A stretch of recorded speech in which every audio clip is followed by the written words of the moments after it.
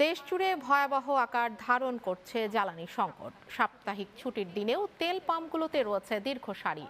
অনেকেই গত রাত থেকে তেলের অপেক্ষায় রয়েছেন।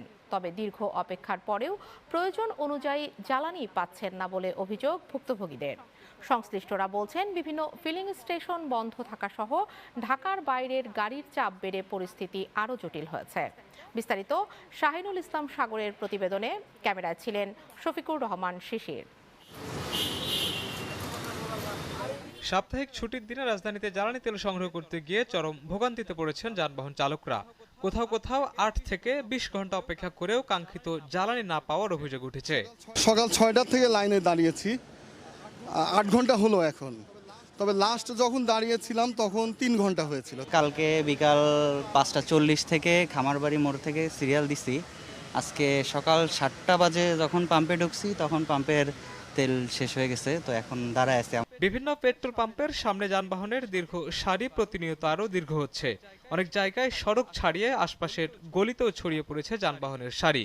এতে সৃষ্টি হচ্ছে যানজট।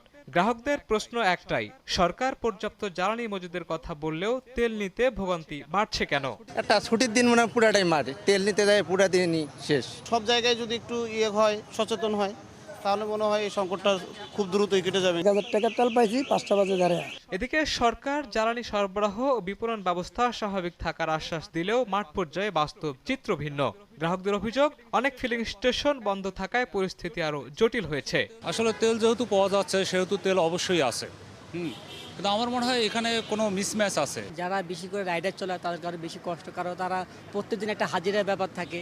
দেখা যায় একটা সকালবেলা তেল নিয়ে আসতে সারাদিন চলে যাচ্ছে, তার ওই দিন হাজিরা নষ্ট হয়ে যাচ্ছে। ফিলিং স্টেশনে দায়িত্বরতরা বলছেন, তেল সরবরাহ কম হওয়ায় বাড়ছে ভোগান্তি। কাস্টমারের চাপের কারণে তেল শেষ হয়ে যায়, কারণ সেফটি ট্যাঙ্কি তো আমাদের ছোট।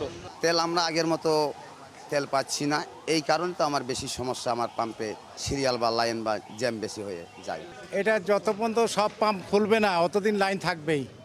পাম্প কয়টা খোলা আছে দেখেন আপনি ঢাকা সিটির ভিতরে। তেল সংকটে অনেকেই প্রয়োজনীয় যান বন্ধ রেখেছেন। এতে সবচেয়ে বিপাকে পড়েছেন পরিবহন শ্রমিক ও রাইড শেয়ার করে সংসার চালানো নিম্ন আয়ের মানুষগুলো।